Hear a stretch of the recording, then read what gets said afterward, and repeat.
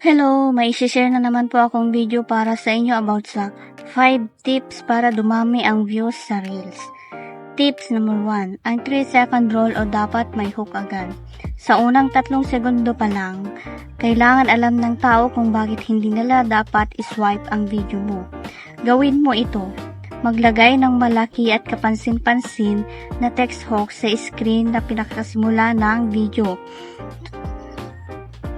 Sabihin o isulat ang pinaka-interesting parte. Halimbawa, huwag mong gagawin ito kung ayaw mo naman maband o sekreto na hindi sinasabi ng mga sikat na creator.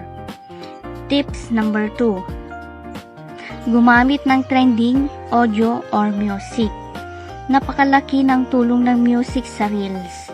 Kapag gumamit ka ng audio na kasalukuyang sikat o trending sa Facebook o Instagram, isinasabay ng algorithm ang video mo sa agos ng mga taong naghahanap o nakikinig sa audio na yun. Ang tip niya ay kapag nag-e-edit ka ng Facebook, tingnan mo yung may maliit na arrow up sa tabi ng pangalan ng kanta.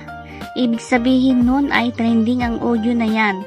Pwede mo itong gawing background music. Hinaan mo lang ang volume para marinig pa rin ang boses mo. Tips number 3. Taasan ang look value or paikutin ang video. Pinapaunood ng algorithm kung ilang beses inuulit ng isang tao ang video mo. Kung natapos nila ito at napaunood ulit, itutulak ni Facebook ang reels mo sa mas marami pang tao. Gawin mo ito. Gawing maikli lang ang video, mga 15 hanggang 30 seconds lang ay sapat na.